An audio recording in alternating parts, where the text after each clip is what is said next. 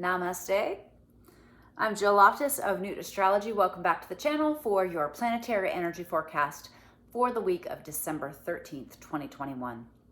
Now, as we moved through this past weekend, we were wrapping up the last few degrees of Mars in Scorpio, and we start off Monday the 13th with Mars moving into the energy of Sagittarius.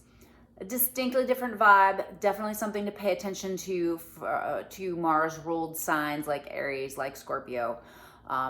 This is moving from that, kind of more hidden depth of Scorpio to the more let's go, let's have a good time, let's see the world, let's experience things, energy of Sagittarius.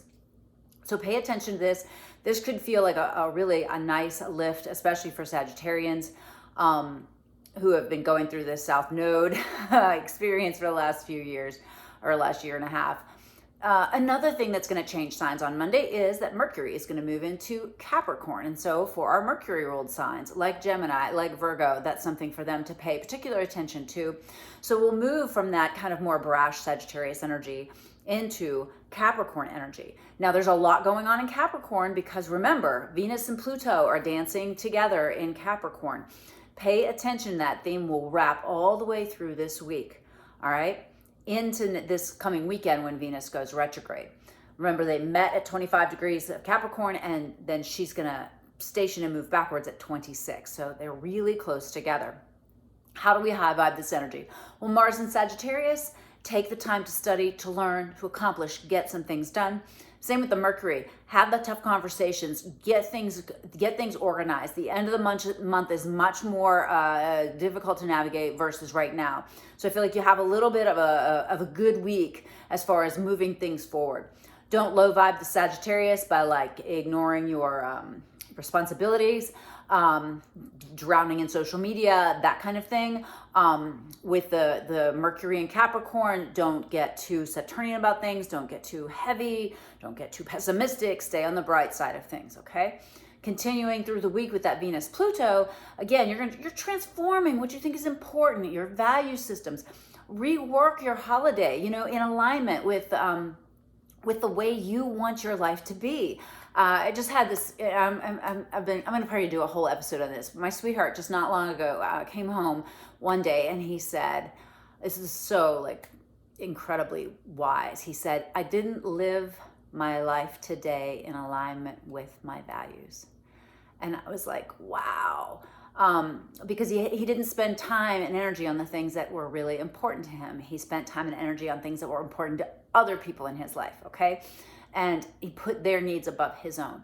Now, of course, we have to do things for people. We have to help others. We have family, we have obligations, but you have to be living your life in alignment with your values. And I think this is something that's really going to come into focus with this Venus Pluto. You do also still have to be cautionary, careful of power struggles, strange sexual interactions, difficulty in that kind of stuff.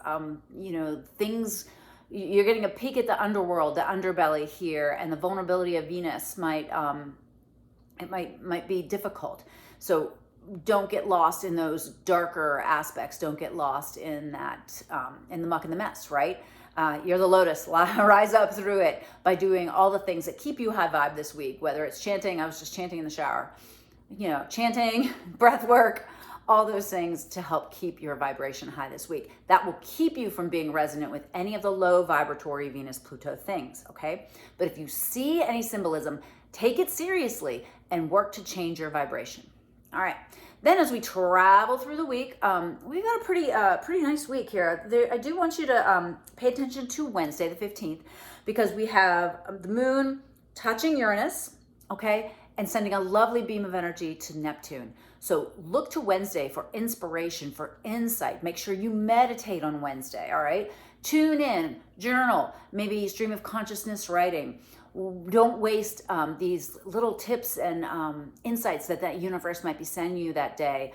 But pay attention to them. Really look at the symbolism of everything that occurs that day. Look at it, put on your awareness goggles so that you're looking through the lens of what is the universe trying to tell me? How are they here to aid me and guide me? So really trust your intuition on Wednesday. Then we've got a full moon on Saturday. It's at 27 degrees of Gemini at 11:36 p.m. on the East Coast. So this energy is in play Friday, Saturday, Sunday. It could be even into Monday. I'm kind of liking this moon. It squares Neptune. But the very next day it trines Jupiter.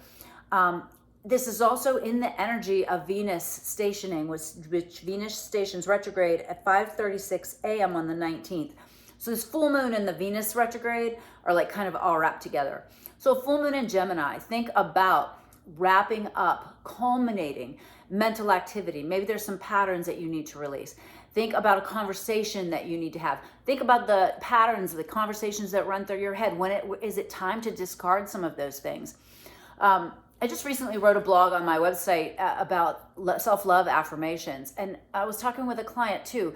You have to really tune in and see when you hear repetitive things in your head, where's the source of that, right? Is it a cultural thing? Oh, I should do this, this, this. Is it a thing from your parents? You're this, this, and this, right? Like, where are these patterns coming from? And if they're not positive, if they're not in your highest and best interests, and most of all, if they're just not true or relevant, then you need to rework them so that you don't have that repetition. It creates a groove, right? It's like a groove. It's just like if you're, stuck in the snow and you hit the gas and your wheels are going and digging you a hole, right? That's what these repetitive thought patterns do.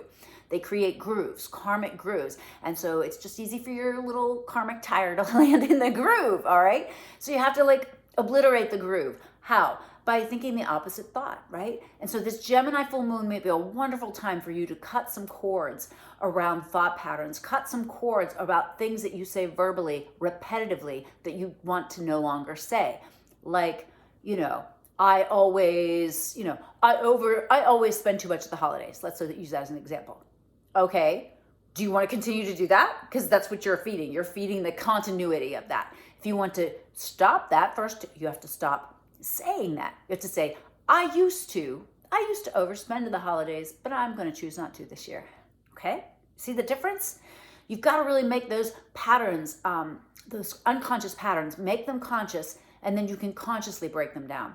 So I'm really liking that full moon for things like that. I'm also liking this full moon with the square to the Neptune to get you to realize where you're being too linear in your thinking and where you maybe need to be a little bit more magical thinking. Not delusions, not, deluded thinking, but positive and also magical in the sense that once you understand how things work, that things don't work exactly the way you were taught or the way you were raised, right? This world is much more magical than you think. You are the manifestor. You are the creator of your life. Participate in that actively by using your thoughts and your words. All right, and then we've got our Venus retrograde season that begins on the 19th. You're going to be in this for a while, okay? So important on the 19th to pay attention to Venusian symbols. Now, if you know where Capricorn is in your chart, this is where this retrograde is occurring in late degrees, right? Retrograde's at 26.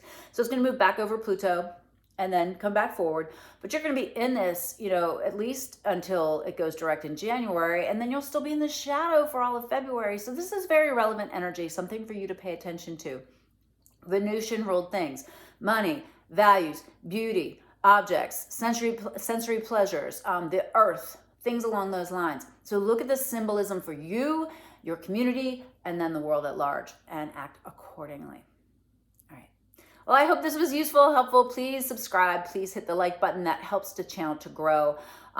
I'll be posting more content. If you haven't seen my 2022 quick take, please take a look at that video. It's got lots of good information while I still wade through the real big deep dive to 2022 that I am working on for you.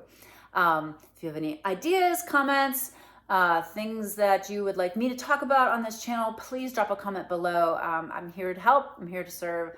I'm here to share what I have been taught. And I am so grateful for my teachers. All right. Namaste, Ji. And I'll see you next time. Bye.